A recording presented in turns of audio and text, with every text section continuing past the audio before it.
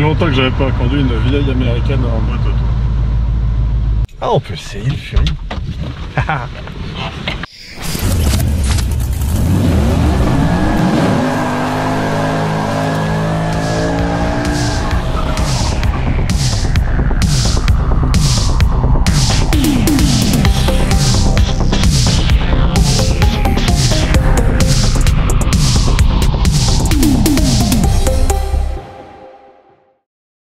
Salut à tous, vous êtes bien sur la chaîne d'American Roads. Je vous ai montré l'autre jour la Ford Grand Torino de JF. Et puis aujourd'hui, dans cette seconde partie, je vais vous montrer la Fury de police. Vous aviez vu la dernière fois de démonter. Maintenant, on va pouvoir aller rouler avec. C'est parti.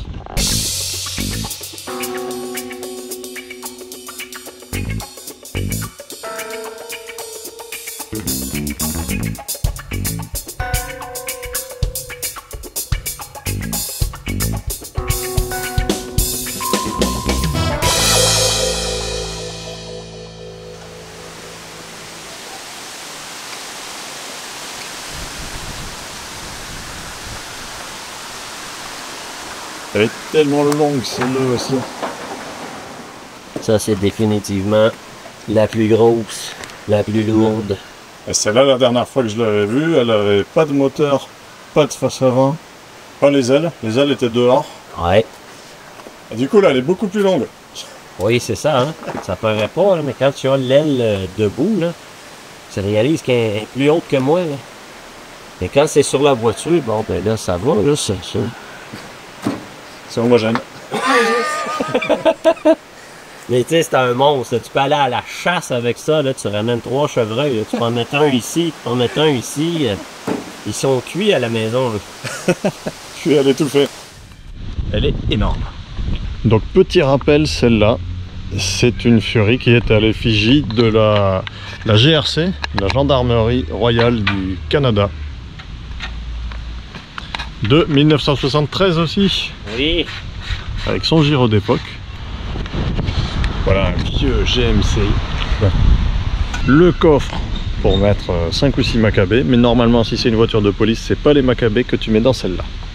Et le moteur qui est celui-ci, je ne me souviens plus de la cylindrée. Ça, c'est un 318 pouces cubes, 5,2 litres, de 70. Donc la voiture c'est une 73, mais le bloc moteur c'est un 70. C'est la seule année où Chrysler a fait un test sur le 318.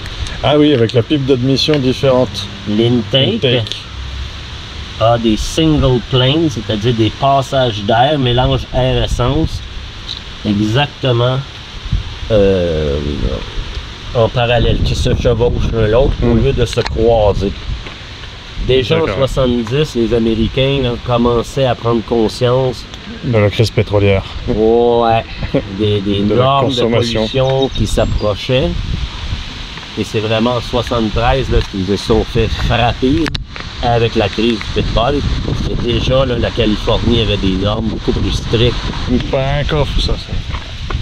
Attends, t'as combien? Attends. Ah, tu vois, je tends le bras, je suis même pas au bout. Il est énorme. Tu peux mettre un gros coffre dans un coffre. Tu peux mettre des cadavres à l'horizontale. Par-dessus, tu peux en mettre en vertical. Voilà, c'est des voitures de la mafia, c'était parfait. Ouais, enfin, normalement, une voiture de la GRC, il n'y a pas ça. Il est censé poursuivre ceux qui font ça. Ça reste à voir. Au Canada, ici, là. Hey, t'as des... C'est quoi? C'est des magnettes de la police? Oui. Du coup, ça, c'est ce que tu rajoutes sur les portes? Oui, c'est ça. Ah oui, du coup, c'est plus authentique après. Royal Canadian Mounted Police. Ouais. Ah, il a traîné au soleil. Oui, et c'est écrit en français avant d'être écrit en anglais. Maintient le droit. Royal Canadian Mounted Police.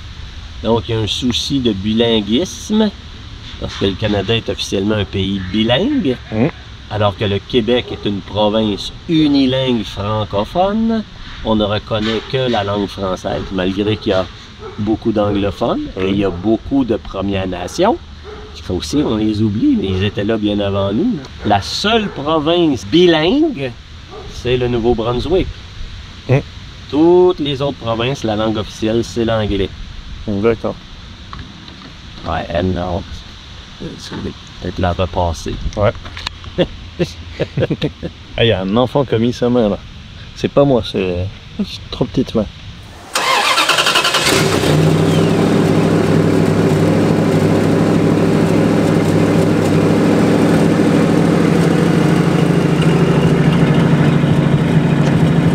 Tu as une petite fuite à l'avant, c'est ça?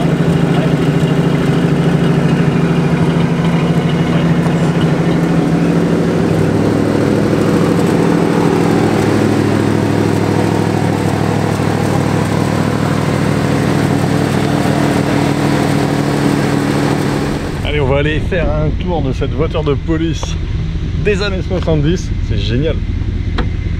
Ah, oh là, le poids de la porte. Elle est bien collée, hein, celle-là? Ah ouais, et puis c'est confortable. Hein. Ça, c'est la sirène. Ça, c'est T'as même la sirène, ouais, dans laquelle tu peux parler. Roger, Roger. Ça, c'est la radio pour parler avec la centrale. Ah oui, ça c'est pour parler en fait, et le haut-parleur est dehors. Ouais. D'accord. Et là, Ça, c'est la sirène. Ça fonctionne? Oui, je pense que peut-être qu'il est fatigué. Fait que ça, c'est le CB pour parler avec la centrale. Ça, c'est le radar. Donc, je peux me calibrer. C'est vrai que c'est fatigué, hein? Ça fait longtemps qu'il n'a pas marché. Et je peux mettre la vitesse, 30 000 à l'heure, donc environ 50 km/h, et voir si tu t'en viens ou si je te suis. Je dois tout calibrer. Super. On t'a pas besoin de t'attacher dans cette... Non, c'est bon, la police va rien dire. Non. Ah. Ça, les freins sont collés. Ah.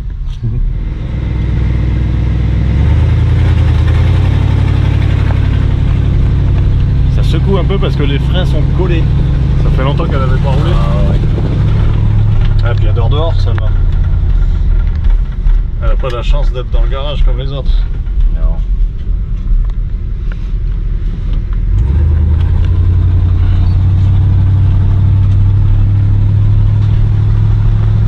Ça va lui faire du bien de rouler un peu.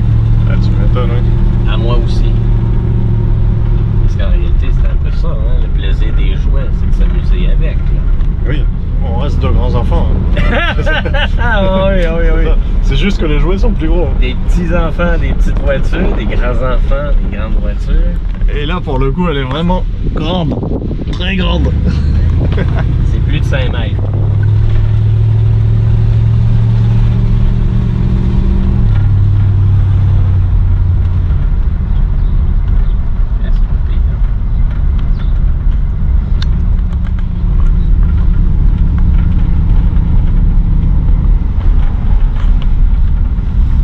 Camions de livraison Amazon, ils sont en bon état ici, les camions de livraison Amazon. Chez nous, c'est des camions, il n'y a pas marqué Amazon, ils sont tous défoncés. Ah ouais. Je te dirais que tranquillement, ça s'en vient ici. Hein. C'est les mêmes problématiques ici aussi. Là. Ah, il y a des voitures antiques ici. Tu vois, le monsieur qu'on va croiser ici, là, la deuxième maison, hein, Ouais. c'était à lui la Grande Torino. Lui ici, là, Ah oui, d'accord. la Grande Torino. Donc lui, j'ai fait des travaux à l'époque à sa maison. Pour payer la voiture. Puis en échange, il m'a donné l'épave de la Grande Torino. Et une fois que j'ai eu la Grande Torino, ben là j'ai mis le temps pour la restaurer.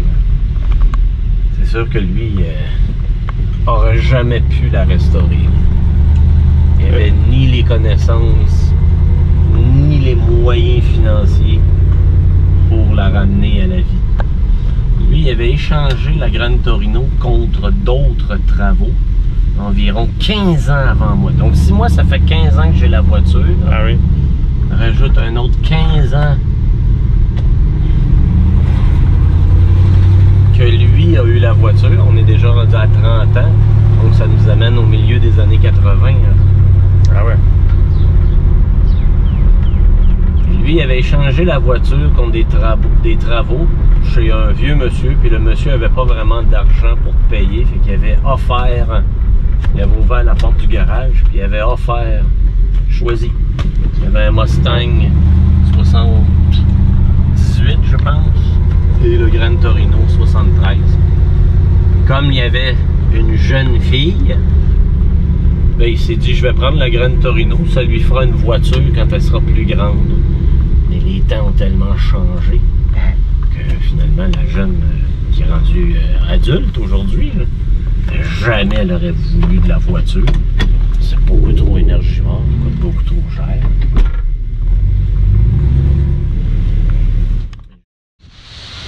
Et voilà, regardez la taille de cette voiture. Avec le soleil, elle est beaucoup plus jolie que dans le garage. En fait, ça ressort bien le bleu. Et moi, ce qui me fait délirer, c'est le petit police stop que tu nous avais expliqué la dernière fois, que c'était quand tu roules sur la route, tu te fais doubler par la voiture, il passe à côté, ça clignote et ça veut dire ben, arrête-toi. Et quand tu vois ça, ouais, il serait temps de s'arrêter.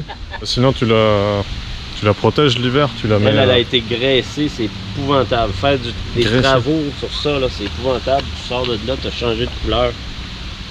Mais c'est ça, c'est ce qui l'a préservé. C'est la seule que je connais qui est encore en fonction. Une Fury 73. Tous ces gros bateaux-là, ça a tous passé dans des... Destruction Derby. Les grosses caisses vides, là. Les voitures de grand-père avec aucune finition, aucune... C'est vrai, t'as pas les chromes sur les côtés. C'est une Fury 2 avec les roues simples, avec les petits enjoliveurs tout simples. Les pare-chocs de 100 kg chacun. Et puis avec comment ça, avec les tampons qu'il y a devant là. Ah ouais, ça, tu peux foncer dans une voiture, ça va rien avoir. Ça, c'est des vrais bumpers. Ah ouais. Elle vient du Saskatchewan. C'est ça? Je lui ai mis une plaque de Saskatchewan parce que j'aimais le slogan Home of the RCMP. Ah oui, d'accord. Ouais, ça correspond du coup. C'est pour ça que je trouvais que ça faisait un beau rappel. Et aussi au Québec, ça veut absolument rien dire. Ah oui. Moins de chances de se faire... Mais c'est rare d'avoir trouvé ça. Mais j'en avais trouvé une d'ailleurs, je crois que je t'avais envoyé la photo. Et voilà, ben, c'était bien sympa ce petit tour.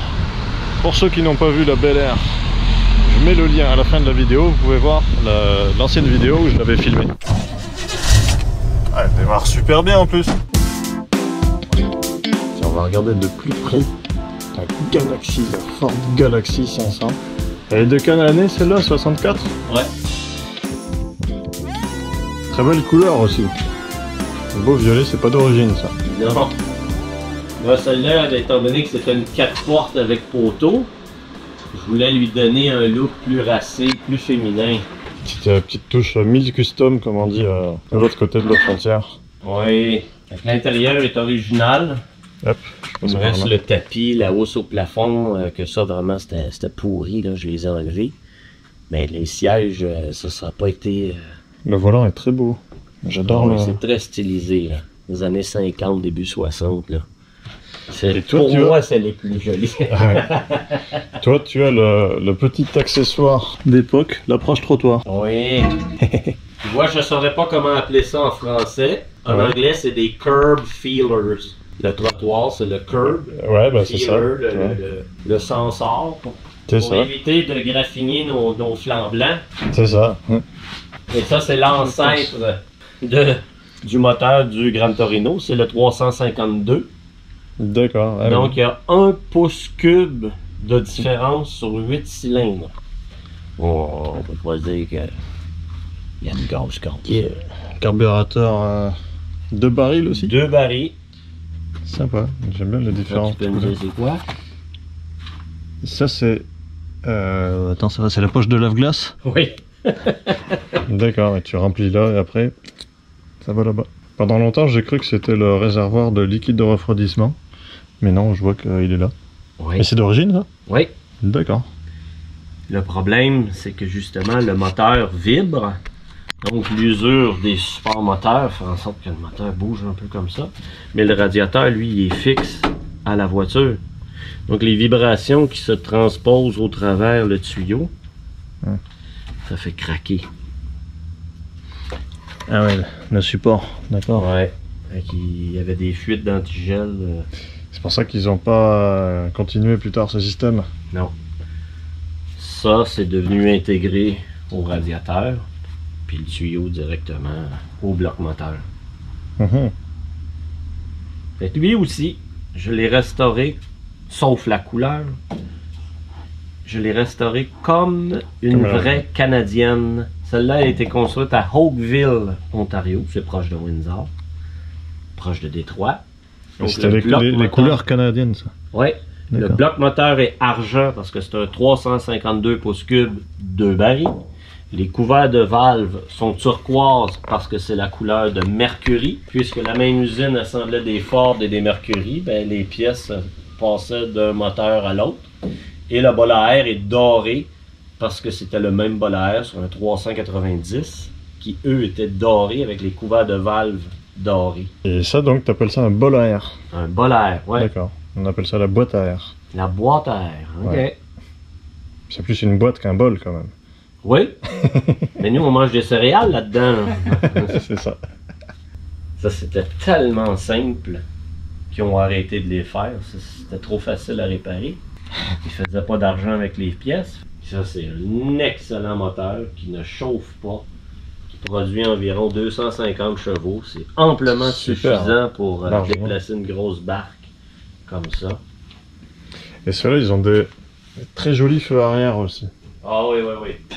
Et là, vraiment, tu vois là, la démesure de la course à l'espace. Oui. Parce que là, dans le nom des voitures, Galaxy. Le Galaxy, le Nova, le Satellite, l'Astre, Pontiac Astre, tout était fait en fonction de la course à l'espace. Et sais-tu pourquoi Galaxy 500? Non, ça je sais pas. D'accord. Moi non plus. Ça, le Galaxy 500, c'était le milieu de gamme. Le haut de gamme, c'était le XL. Galaxy 500 XL, qui avait un petit peu plus de moulure. Il y avait les espèces de pointes de caoutchouc qu'on appelait les bumperettes. Nous, ici, on emploie le mot bumperette. La version XL, il y a un petit peu plus de finition, un peu plus de raffinement. Mais tu vois vraiment là, les phares, les feux arrière, c'est comme des réacteurs d'avion. Et ça, c'est sa vraie plaque, Sista? Oui, c'est sa vraie plaque. Cool. Parce que comme je l'ai fait pour Louise, avec un look plus féminin, Louise s'était fait fabriquer une plaque personnalisée. Sista. Et comme une plaque personnalisée n'est pas attitrée à une voiture, mais à une personne, il a fallu que je donne la voiture à Louise pour pouvoir mettre la plaque qui appartenait à C'est sa Louise voiture à elle. sur la voiture. Et c'est vraiment vrai, c'est sa voiture. Allez, voilà les amis, ça sera tout pour aujourd'hui. J'espère que ça vous aura plu. N'oubliez pas de partager la vidéo, bien sûr, et vous abonner si c'est pas fait. En tout cas, ça va y aller énorme. Allez, moi je reprends la route. On se retrouve très bientôt pour un nouvel épisode d'American Trip. Et portez-vous bien. Salut, à la prochaine. Ouais, c'est bien de ne pas oublier de se serrer les roues.